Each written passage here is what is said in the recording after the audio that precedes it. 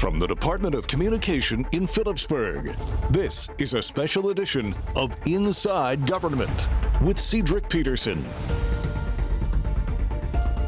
To our audience here at home and around the world, welcome. You are now Inside Government. Today, we have the privilege of engaging once again with my annual discussion with Mr. Riegnald Arrindell, Community Development Officer from the Department of Community Development, Family and Humanitarian Affairs, a department that falls under the Ministry of Public Health, Social Development, and Labor.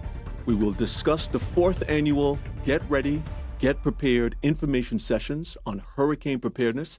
It's an initiative designed to equip our community with essential knowledge, tools, and skills as we approach the 2025 Atlantic hurricane season. So let's dive into how these sessions will empower our residents and enhance our community's resilience. I welcome my good friend, Riegnald Arrindell. Mr. Arrindell, it's great to have you back inside government for our annual discussion. How are you, my friend? I'm fine, thank you. Greetings to you, greetings to the viewers, and of course the listening audience. I'm happy to be here. Good to have you, man. Let's jump right into it. What inspired the creation of the Get Ready, Get Prepared initiative, and how has it evolved over the years? What would you say? All right. So, well, as you recall, back in 2017, St. Martin was hit by two major hurricanes, which is Hurricane Irma and Hurricane Maria. And from ever since then, we have noticed an uptick in the amount of discussions when it comes to hurricane preparedness. So instead of just simply continuing the discussion, the department decided to organize these particular sessions to ensure that the community, and in particular our community partners, have the relevant information, have the relevant skills, right, and knowledge so that they will be able to respond in the event of a hazard or a disaster, as it were. And of course, hurricane preparedness takes on different dimensions. It goes beyond just simply boarding up one's doors, boarding up one's windows. Of course, it covers many, many different areas, from first aid to shelter management, to knowing more about weather systems and so forth. So after consulting with our community partners, we were able to put together a program that would cover those different dimensions that would be of value to the intended audience. So that's basically how it came about. Okay, so let's hone in on that. What specific Sure. objectives do you aim to achieve with this year's information sessions? Anything special? Excellent. Ultimately, we are hoping to trigger a culture, a mindset of advanced preparedness.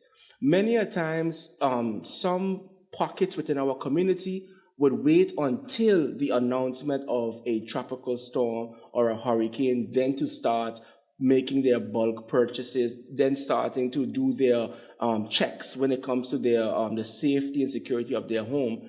But we are saying, when it comes to hurricane preparedness, you should start at least in December. And why do I say December? December, we know, is we just observe St. Martin's Thanksgiving, where we give thanks that we were spared or did not have a very significant hurricane season.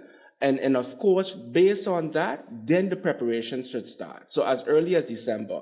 You know, CJ, we prepare for Christmas, we prepare for all sorts of activities, so we can also incorporate this particular activity in our day-to-day lives also. Because when it comes to preparation, plays such an important key, not only to minimize damage to property, saving lives, but it plays an essential role when it comes to our recovery. So I don't want to jump too far ahead, right? I don't want to jump too far ahead, but it's really to inspire persons to take part in advanced planning. So whether it is planning your evacuation, whether it is planning where persons of your family will shelter, we want to, inspire persons to have those conversations and to start putting those preparations into motion. Okay, so how does the schedule of topics specifically reflect the community's needs for hurricane preparedness? You touched on a few points already when it comes to, for example, encouraging, which I like, advanced preparation in December, because we're coming out of the last season. Don't sleep, don't put off, jump right into preparation, because we only have a matter of time before we're into the new season of hurricanes. Right. So how does the schedule this year reflect the community's needs for hurricane preparedness? Excellent. So just to backtrack a bit, last year we had the program, right? The Get Ready, Get Prepared program. And of course, just like any program, it is necessary to evaluate, Right. right? So when we evaluated, we had discussions with the facilitators, we had discussions with our target groups, and based on the feedback that they offered us, we were able to make some critical improvements. For example, of course, we've been working with several organizations for the past 4 years, but this year we've also, partnered with new organizations. For example, on the list, we would have a presentation by Steph Logics on food safety. Now, one would ask, what does food safety have to do, right, with hurricane preparedness? Well, what I'll tell you is that the Ministry of VSR, or the Ministry of Public Health, Social Development and Labor, and more specifically, Community Development, Family and Humanitarian Affairs, we often partner with organizations with a food kitchen or a soup kitchen. We also are involved with the distribution of food parcels for persons in need. So we want to ensure that whoever we are working with, those community partners, have the requisite skills and knowledge, and they are familiar with the best practices when it comes to observing hygiene compliance. You see? Because God forbid, Cedric, while we are in the motion of delivering food or preparing food, that something should happen, and create a health hazard, then we would have a storm within a storm. Absolutely. So again, based on the feedback, and I really have to commend, the past participants and as well as the facilitators for providing us with this insight, because with this insight, we can make it more meaningful to the intended audience so that they in turn will be able to provide an invaluable service to the communities which they serve.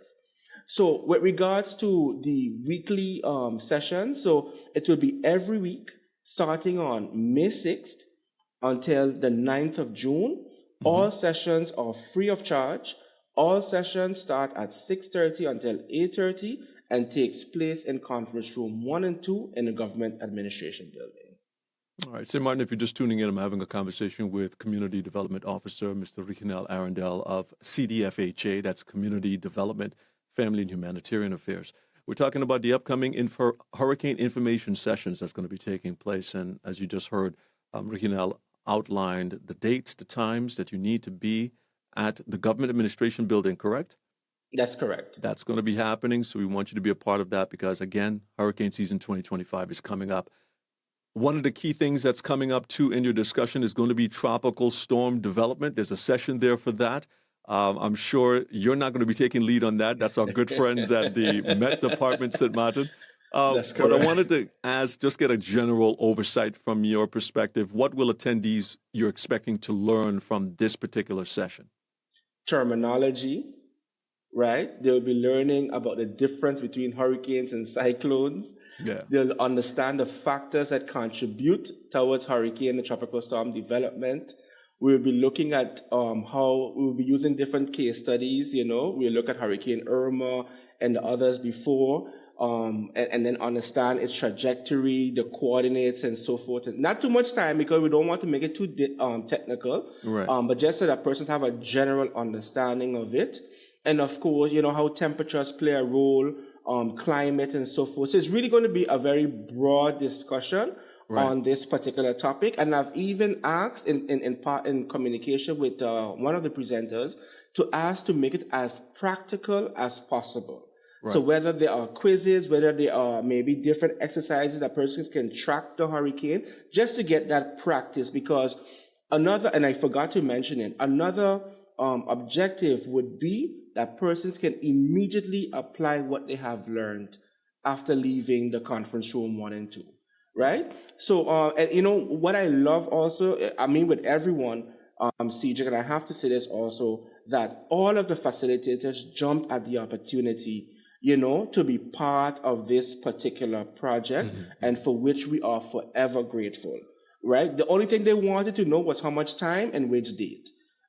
That's all they wanted to know, because they are also very eager, right? Very eager to share information with the general public, with our community partners, because they recognize how important their role is right? Before, during, and after a storm. So that's, basically a synopsis of the presentation by the our good friends at the Met Department. Yeah. Yes. Another familiar group that will be back this year is also the Windward Islands Emergency Medical Services Group. Oh, yes. Yes. They're not newcomers to That's the correct. information sessions. How does this group contribute to the specific topic of first aid and CPR sessions? Well, as you correctly pointed out, the Windward Islands Emergency Services, they've been with us for a number of years, and they are responsible for giving the presentation and hands-on training on first aid CPR. And why is this important? Now, Cedric, these skills are so invaluable, you can use them whenever. Why? Because an emergency can happen right in front of you. And unfortunately, I've heard some very, very sad stories where persons were unable maybe to assist a family member or even an acquaintance because they lacked the requisite skills to apply basic first aid and CPR. Now, we know we live in a community where many of us take care of seniors, many of us take care of persons with special abilities, many of us take care of persons with non-communicable issues. So, of course, it is always a good idea. It's always in our best interest to equip ourselves with such meaningful skills, peradventure that an emergency should happen. So, again, this is another way how we are showing that, something happened, you can respond.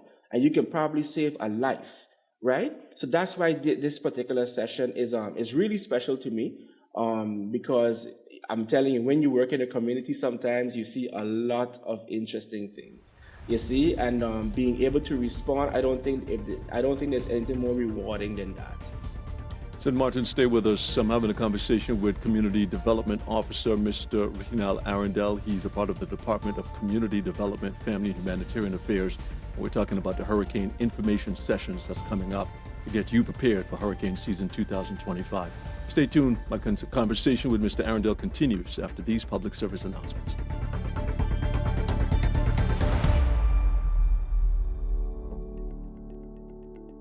Exercise your right to review approved permits by the Ministry of ROMI Permits Department. As part of our democratic process, every citizen has the right to review permits approved by the Ministry of ROMI. To access this information, visit the government's official website by going to www.stmartingov.org. Scroll down to the Government Services and Information section. Click on Laws and Legislations, select the National Gazette, and choose the Lance Courant with the date you wish to review.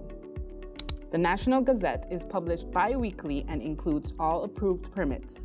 Citizens also have a 6-week period to object of any permit granted by means of a letter addressed to the Ministry of ROMI. Stay informed and exercise your right to review.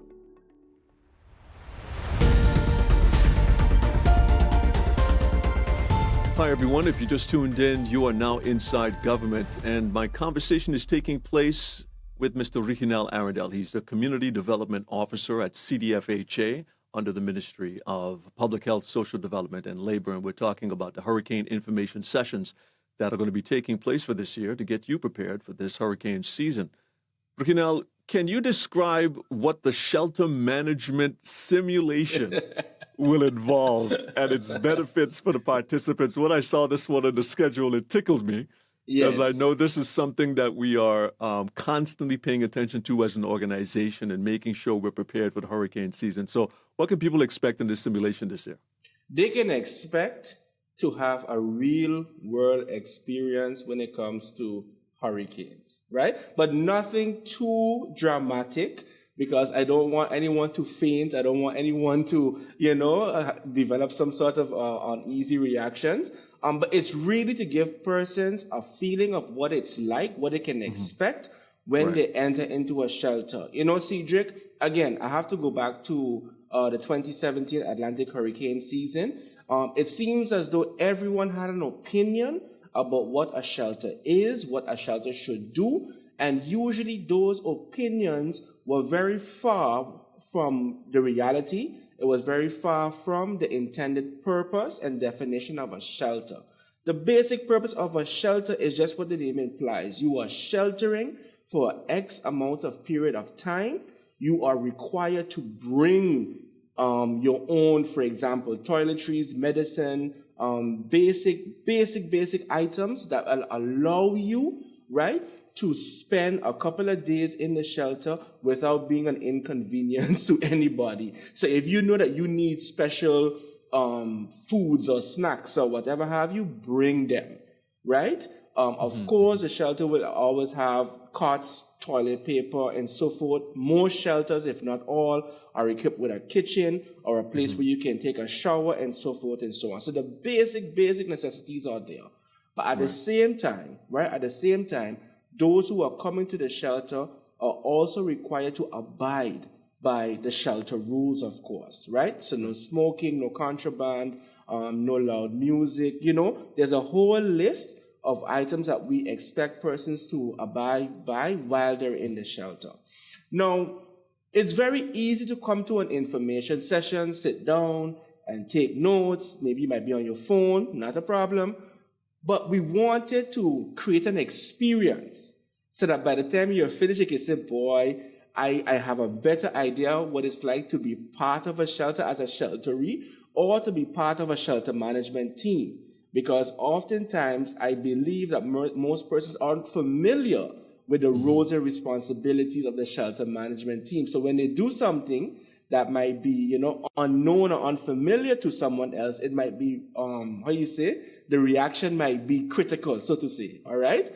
So we believe that by sharing this information before, let's say, I can't even say the peak of the hurricane season anymore, because Hurricane Beryl last year taught us that hurricanes can happen very easily before the hurricane season. And this is another reason why we decided to have these sessions. As a matter of fact, when we look at some of the trajectories, when we look at some of the forecasts and everything, a lot of them are saying that some of the major ones will happen before the traditional peak hurricane season. Exactly. Okay? So even more reason why we wanted to ensure that, persons have this information, that they are reminded. And don't get me wrong, I think government has been doing a good job to produce information, PSAs and so forth. I have seen other companies in the private sector try to do their part. So this is something for all hands on deck, to cover as much ground as possible to reduce the likelihood of persons saying, I don't know, I didn't hear that.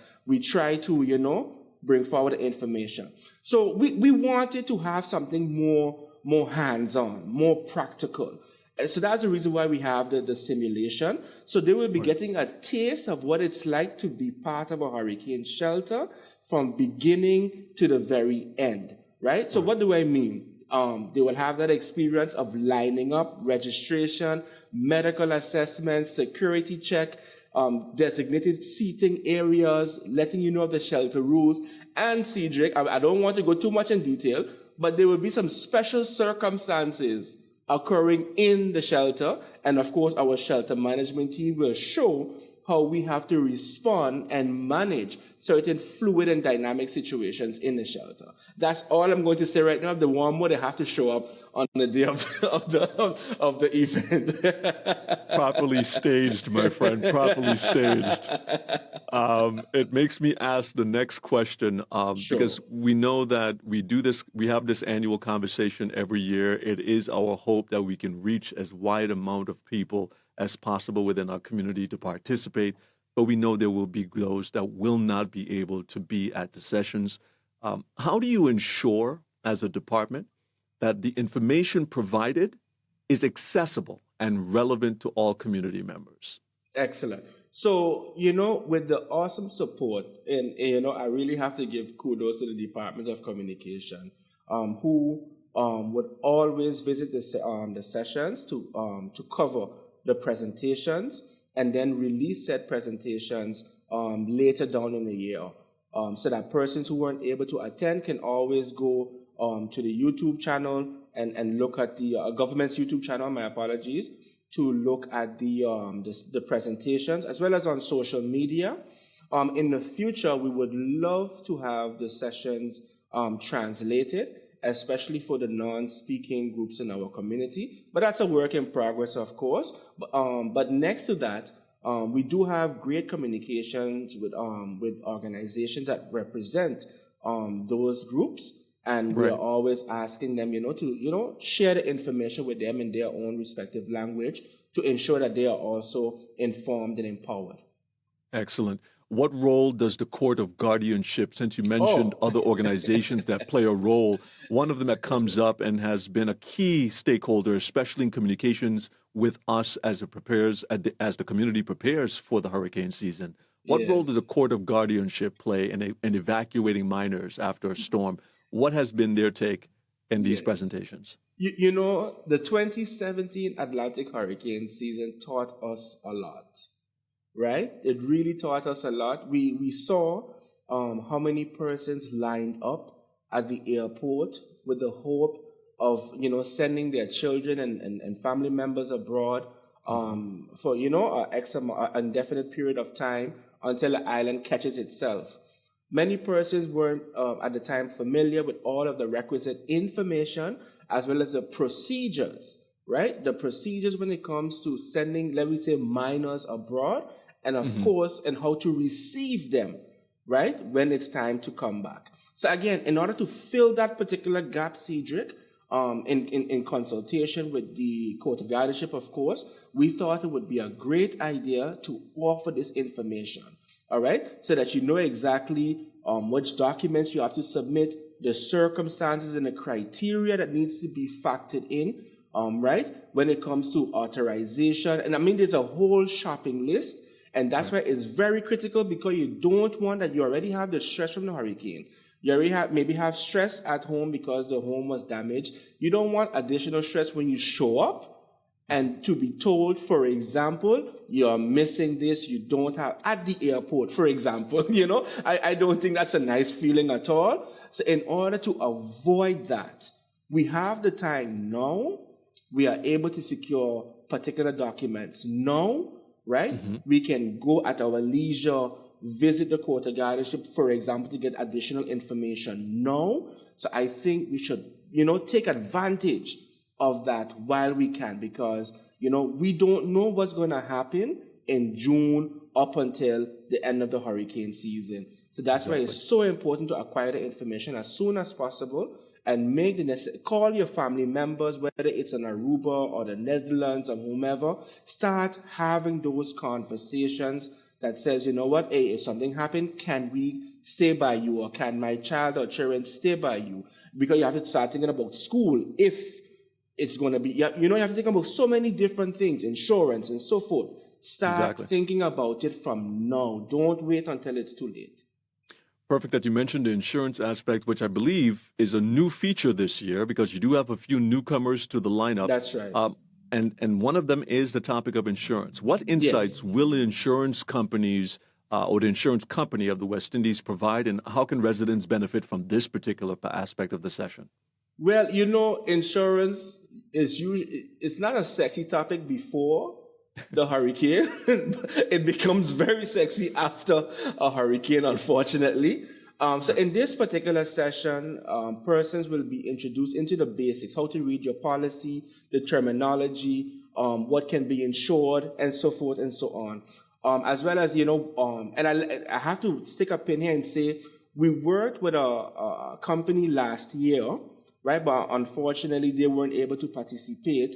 So the ICWI is a new company, a new partner, my apologies. So they will be learning more about the basics and the fundamentals, and with regards to the importance of having coverage.